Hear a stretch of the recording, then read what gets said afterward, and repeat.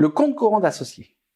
Bonjour, Antoine Berry d'Antoine Berry Consulting. J'accompagne les dirigeants d'entreprises de TPE et PME à surmonter les obstacles et à augmenter leurs résultats. Antoine Berry Consulting accompagne les dirigeants de TPE et PME normandes dans les décisions stratégiques de leurs entreprises pour trouver avec eux des solutions à leurs problèmes et faire progresser leurs résultats. Le compte courant d'associé est un compte qui appartient à un associé de la société. Dans les comptes de votre société, celui-ci est net d'impôts. Autrement dit, le compte est dans la société au lieu d'être à la banque.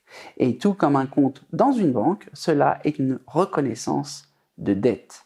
Cela veut dire deux choses. Si la société fait faillite, vous pouvez perdre la totalité de cette somme. Et comme cela est un prêt d'argent, vous pouvez rémunérer cette somme, c'est-à-dire appliquer des intérêts. Dans ce cas, attention, le taux que vous définissez doit être proche de ce que vous pourriez vous faire financer par une banque. Pour cela, rapprochez-vous de votre comptable. Les intérêts seront soumis à imposition à titre personnel comme un revenu de placement. Toutefois, l'argent des intérêts pourra être laissé sur le compte d'associé.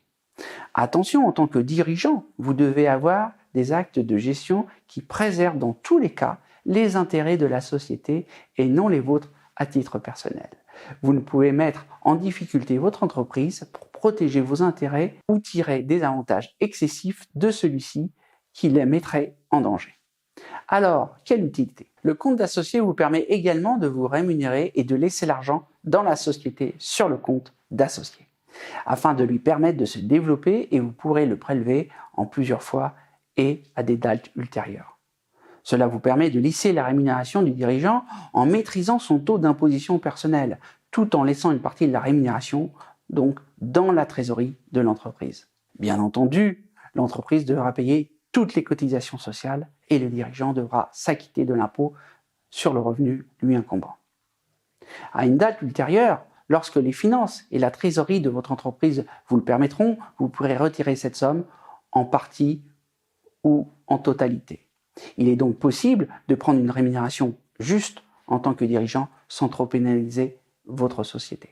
Comme nous venons de le voir, le compte courant d'associé ouvre une très grande souplesse dans la gestion de la trésorerie de l'entreprise et permet de laisser un maximum de trésorerie dans votre entreprise pour financer son développement et sa solidité financière. À l'associé de ne pas devoir arbitrer entre une rémunération juste et la trésorerie de l'entreprise, et ainsi de ne pas perdre cette somme et de la garder plus ou moins disponible. Attention, toute écriture comptable devant être équilibrée, il est tentant, lorsqu'il manque une facture ou lorsque la dépense peut sembler d'ordre privé, par facilité, de faire passer cette dépense sur votre compte d'associé, c'est-à-dire en moins, donc une dépense personnelle pour vous. Certains dirigeants d'entreprise peuvent se retrouver ainsi avec des comptes courants fortement amputés, voire négatifs, ce qui est illégal.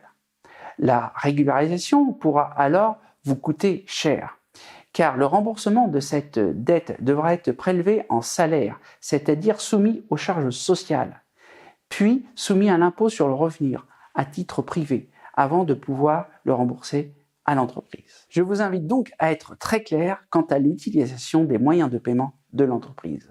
Ceux-ci ne sont pas les vôtres, et afin de vous éviter de gros désagréments, bien sûr, je vous conseille de vous interdire toute dépense personnelle sur le compte de la société.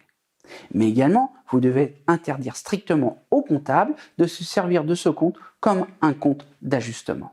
S'il a besoin d'une explication relative à une dépense, il vous la demande. S'il a besoin de la facture, vous lui fournissez. Vous êtes le dirigeant et à ce titre, la responsabilité vous incombe.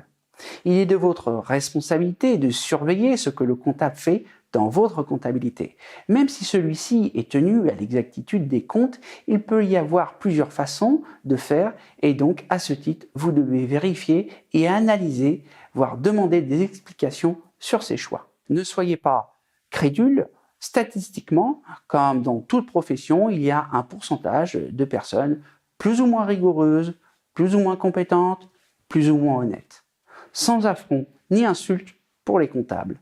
Et d'ailleurs, ils le savent très bien et s'en rendent compte quelquefois en reprenant la comptabilité de leurs confrères. Votre comptable est un prestataire de service à votre service. Si vous n'en êtes pas satisfait, libre à vous d'en changer. En conclusion, le compte d'associé est un outil formidable qui permet de financer sa propre entreprise tout en restant propriétaire de cette somme à titre personnel et de la récupérer au moment le plus judicieux pour votre société. Cependant, attention, en cas de mauvaises affaires et de faillite de votre société, cette somme peut être perdue. Dans tous les cas, imposez-vous une très grande rigueur dans la gestion de celui-ci.